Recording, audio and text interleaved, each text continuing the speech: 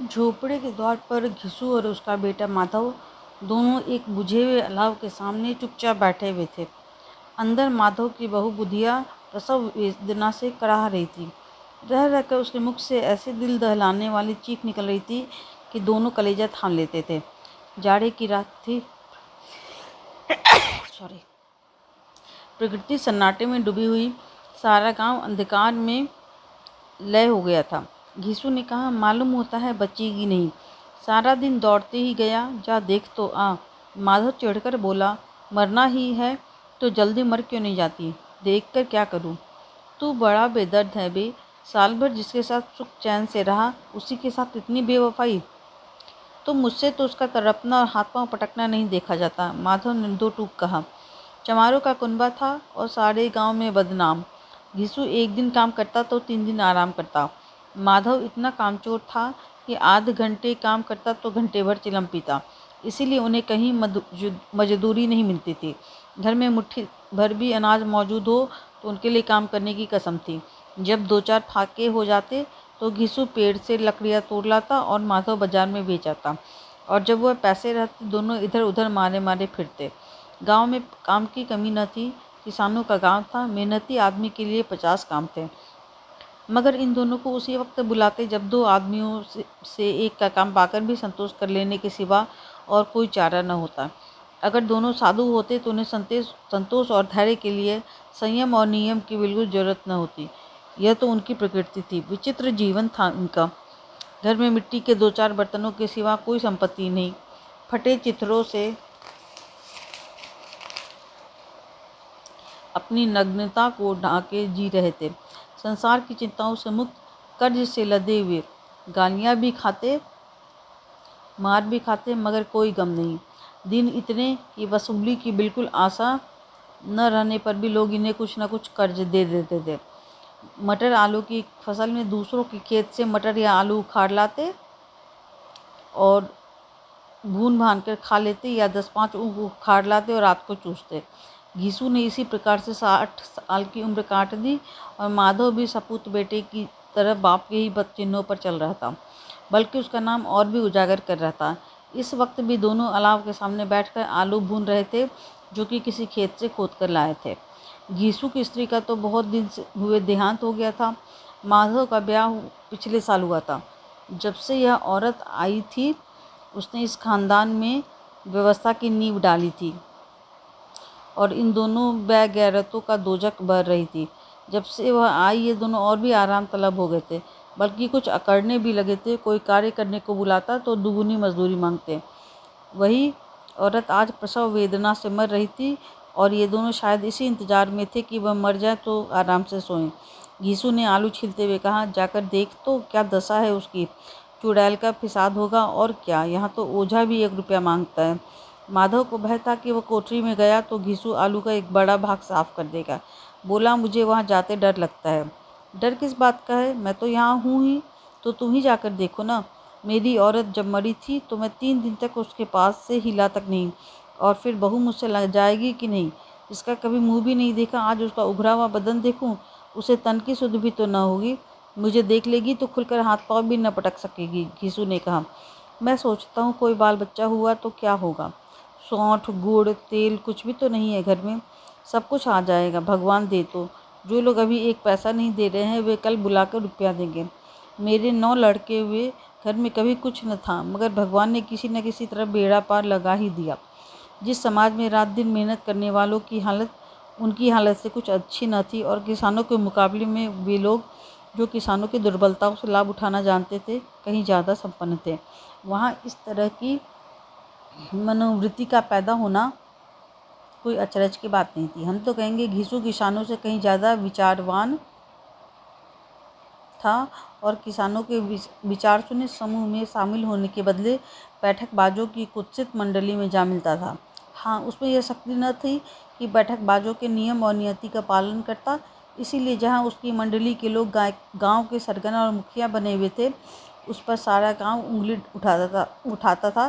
फिर भी उसे यह उम्मीद तो थी, उसे यह तस्कीद तो थी ही कि अगर वह फटेहाल है तो कम से कम उसे किसानों की सी जी तोड़ मेहनत तो नहीं करनी पड़ती, और उसकी सरलता और निर्भीकता से दूसरे लोग बेजा फ़ायदा तो नहीं उठाते। दोनों आलू निकाल निकाल कर खाने लगे। कल से कुछ नहीं खाया था, इतना सब्र न था कि उन्हें ठंडा हो जाने दे। कई बार दोनों की ज़बानें जल गई। छिल जाने पर आलू का बाहरी हिस्सा बहुत ज़्यादा गर्म न मालूम होता, लेकिन दांतों के तले पड़ते ही अंदर का हिस्सा ज़बान, हलक और तालू जला देता था। और उस अंगारे को मुंह में रखने से ज़्यादा खैरियत इसी में थी कि वह अंदर पहुंच जाए। वहाँ उसे ठंडा करने के लिए काफ़ी सामान थे, इसीलिए दोनों जल्द जल्द निगल जाते। हालांकि इस कोशिश में उनकी आंखों से आंसू निकल आते। घीसू को उस वक्त ठाकुर की बारात याद आई जिसमें 20 साल पहले वह गया था। उस दावत में उसे जो तृप्ति मिली थी वह उसके जीवन में एक याद रखने वाली बात थी, और आज भी उसकी याद ताज़ा थी। बोला, वह भोज नहीं भूलता। तब से फिर उस तरह का और भरपेट खाना नहीं मिलता। लड़की वालों ने सबको भरपेट पूड़ियाँ खिलाई थी। सबको, छोटे बड़े, सबने पूड़ियाँ खाई और असली घी की। चटनी, रायता, 3 तरह के सूखे साग, एक रसदार तरकारी, दही, मिठाई। अब क्या बताऊं कि उस भोज में क्या स्वाद मिला। कोई रोक टोक नहीं थी, जो चीज़ चाहे मांगो, जितना चाहे खाओ। लोगों ने ऐसा खाया कि किसी से पानी न पिया गया। मगर परोसने वाले थे कि पत्तल में गरम गरम गोल गोल सुवासित कचौड़ियाँ डाल देते थे। मना करते थे कि नहीं चाहिए, पत्तल पर हाथ से रोकते, मगर वह थे कि दिए जाते थे। और जब सबने मुंह धो लिया तो पान इलायची भी मिली, मगर मुझे पान लेने की कहाँ सुध थी। खरा न हुआ जाता था। चटपट अपने कंबल पर जाकर लेट गया। ऐसा दिल दरियाव था वह ठाकुर। माधव ने इन पदार्थों का मन ही मन मजा लेते हुए कहा, अब हमें कोई ऐसा भोज नहीं खिलाता। अब कोई क्या खिलाएगा, वह जमाना दूसरा था। अब तो सबको किफ़ायत सूझती है। शादी ब्याह में मत खर्च करो, क्रियाकर्म में मत खर्च करो। पूछो गरीब का माल बटोर बटोर कर कहाँ रखोगे। बटोरने में तो कमी नहीं है, हाँ खर्च में किफ़ायत सूझती है। तुमने 20 एक पूड़ियाँ खाई होंगी, 20 से ज़्यादा खाई थी। मैं 50 खा जाता, 50 से कम मैंने भी न खाई होंगी। अच्छा पट्ठा था, तू तो मेरा आधा भी नहीं है। आलू खाकर दोनों ने पानी पिया और वहीं अलाव के सामने अपनी धोतियाँ ओढ़कर पाँव पेट में डाले सोते रहे, जैसे 2 बड़े बड़े अजगर कुंडलियाँ मारे पड़े हों। और बुधिया अभी तक कराह रही थी। सवेरे माधव ने कोठी में जाकर देखा तो उसकी स्त्री ठंडी हो गई थी। उसके मुंह पर मक्खियाँ भिनक रही थी, पथराई हुई आंखें ऊपर टंग गई थी, सारी देह धूल से लथपथ हो रही थी। उसके पेट में बच्चा मर गया था। माधव भागा हुआ घीसू के पास आया। फिर दोनों जोर जोर से हाय हाय करने और छाती पीटने लगे। पड़ोस वालों ने यह रोना धोना सुना तो दौड़े चले आए और अपनी पुरानी मर्यादा के अनुसार इन अभावों को सांत्वना देने लगे। मगर ज़्यादा रोने पीटने का अवसर न था। कफन की और लकड़ी की फिक्र करनी थी। घर में तो पैसा इस तरह गायब था जैसे चील के घोंसले से मांस। बाप बेटे रोते हुए गांव के जमींदार के पास गए। वह दोनों की सूरत से नफरत करते थे। कई बार इन्हें अपने हाथों से पीट चुके थे।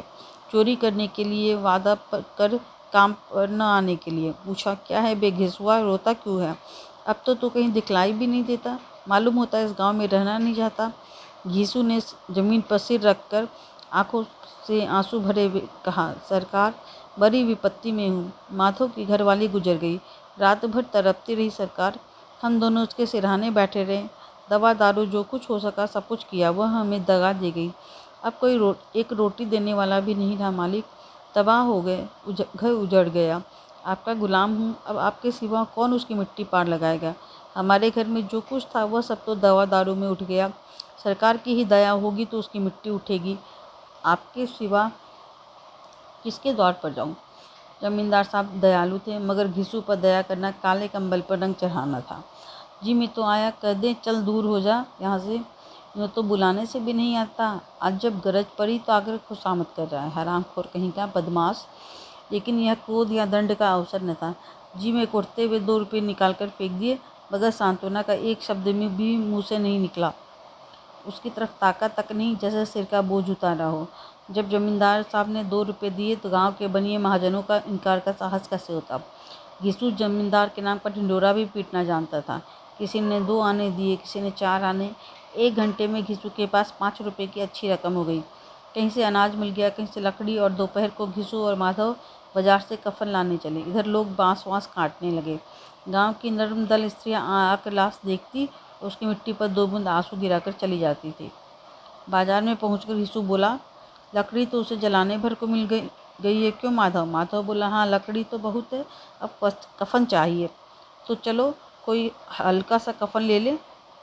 हाँ और क्या, लाश उठते उठते रात हो जाएगी, रात को कफन कौन देखता है। कैसा बुरा रिवाज है कि जिसे जीते जी तन ढकने को चिथड़ा भी न मिले, उसे मरने पर नया कफन चाहिए। कफन लाश के साथ जल ही तो जाता है, और क्या रखा रहता है। यही 5 रुपये पहले मिलते तो कुछ दवा दारू कर लेते।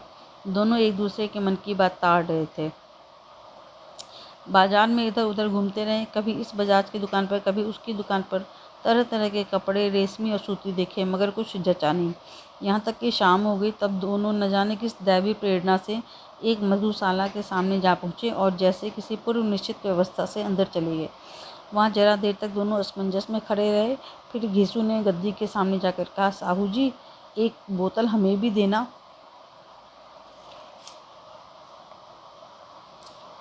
उसके बाद कुछ चिखौना आया, तली हुई मछली आई और दोनों बरामदे में बैठकर शांतिपूर्वक पीने लगे। कई कुज्जियाँ ताबड़तोड़ पीने के बाद सरूर में आ गए।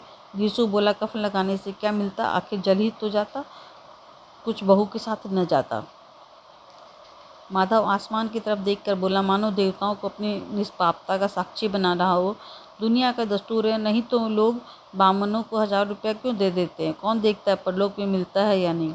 बड़े आदमियों के पास धन है, फूकें, हमारे पास फूकने को क्या है। लेकिन लोगों को जवाब क्या दोगे। लोग पूछेंगे नहीं कफन कहाँ है। घीसू हंसा, अबे कह देंगे कि रुपए कमर से खिसक गए, हो ढूंढा मिले नहीं। लोगों को विश्वास नहीं आएगा, लेकिन फिर वही रुपये देंगे। माधव भी हंसा इस अनपेक्षित सौभाग्य पर। बोला, बड़ी अच्छी थी बेचारी, मरी तो खूब खिला पिला कर। आधी बोतल से ज़्यादा उड़ गई। घिसू ने 2 सेर पूड़ियाँ मंगाई, चटनी, अचार, कलौंजिया। शराब खाने के सामने ही दुकान थी। माधव लपक कर 2 पत्तलों में सारा सामान ले आया। पूरा 1.5 रुपया खर्च हो गया, सिर्फ थोड़े से पैसे बचे रहे।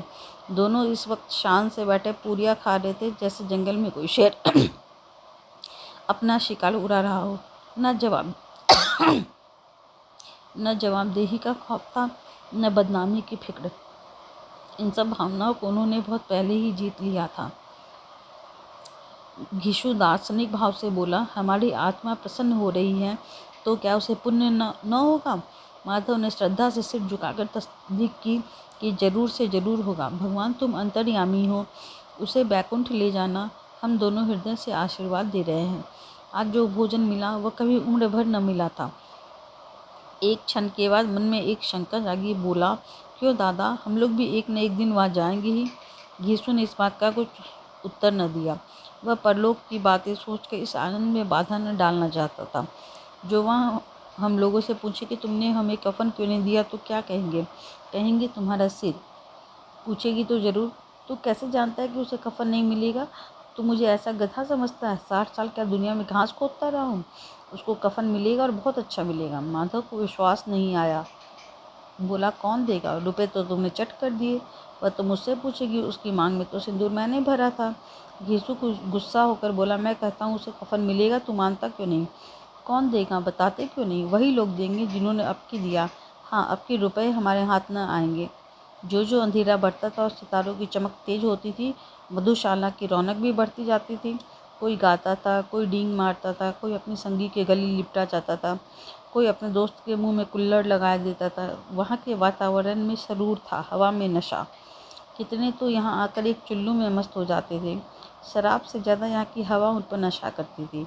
जीवन की बाधाएं यहाँ खींच लाती थी और कुछ देर के लिए यह भूल जाते थे कि वे जीते हैं कि मरते हैं, या न जीते हैं न मरते हैं। और ये दोनों बाप बेटे अब भी मज़े ले लेकर चुस्कियाँ ले रहे थे। सबकी निगाहें इनकी ओर जमी हुई थी। दोनों कितने भाग्य के बली हैं। पूरी बोतल बीच में है। भरपेट खाकर माधव ने बची हुई पूड़ियों का पत्तल उठाकर एक भिखारी को दे दिया, जो खड़ा इनकी ओर भूखी आंखों से देख रहा था और देने के गौरव, आनंद, उल्लास का अपने जीवन में पहली बार अनुभव किया। घीसू ने कहा, ले जा, खूब खा और आशीर्वाद दे। बीबी की कमाई है, वह तो मर गई, मगर तेरा आशीर्वाद उसे जरूर पहुँचेगा। रोए रोए से आशीर्वाद दो, बड़ी गाढ़ी कमाई के पैसे हैं। माधव ने फिर आसमान की तरफ देख कर कहा, वह बैकुंठ में जाएगी दादा, बैकुंठ की रानी बनेगी। घीसू खड़ा हो गया और जैसे उल्लास की लहरों पर तैरता हुआ बोला, हाँ बेटा, बैकुंठ में जाएगी। किसी को सताया नहीं, किसी को दबाया नहीं। मरते मरते हमारी ज़िंदगी की सबसे बड़ी लालसा पूरी कर गई। वरना बैकुंठ में जाएगी तो क्या ये मोटे मोटे लोग जाएंगे, जो गरीबों को दोनों हाथ से लूटते हैं और अपने पाप को धोने के लिए गंगा में नहाते हैं और मंदिरों में जल चढ़ाते हैं। श्रद्धालुता का यह रंग तुरंत ही बदल गया। अस्थिरता नशे की खासियत है। दुख और निराशा का दौर हुआ। माधव बोला, मगर दादा, बेचारी ने जिंदगी में बड़ा दुख भोगा, कितना दुख झेल कर मरी। वह आंखों पर हाथ रखकर रोने लगा, चीखे मार मार कर। यीशु ने समझाया, क्यों रोता है बेटा? खुश हो कि वह मायाजाल से मुक्त हो गई, जंजाल से छूट गई। बड़ी भाग्यवान थी जो इतनी जल्द माया मोह के बंधन तोड़ दिए। और दोनों खड़े होकर गाने लगे, ठगनी क्यों नैना चमकावे, ठगनी क्यों नैना चमकावे। पियक्करों की आंखें इनकी ओर लगी हुई थी और ये दोनों अपने दिल में मस्त गाए जाते थे।